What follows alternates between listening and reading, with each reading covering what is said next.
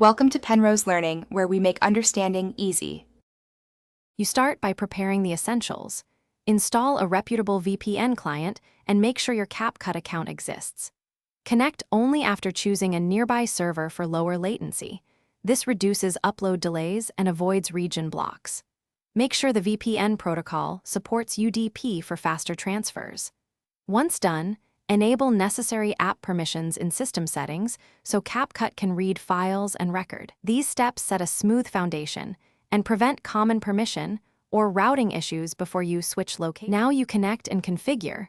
Open the VPN, choose a server in a country where Capcut is allowed, and tap Connect.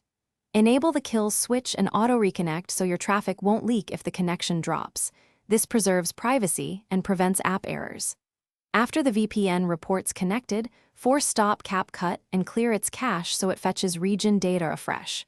Then relaunch Capcut. This forces the app to recognize the VPN location and register services correctly, which is why these steps matter. Finish by testing.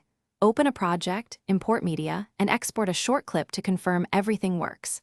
If exports fail or you see errors, try a different server or switch protocol from UDP to TCP for more stable routing. Sometimes TCP resolves packet loss. If problems persist, reinstall the VPN or clear Capcut data and sign in again.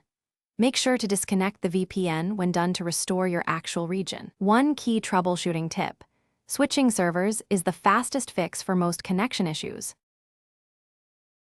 Thanks for watching. If this was helpful, leave a like and consider subscribing. See you next time.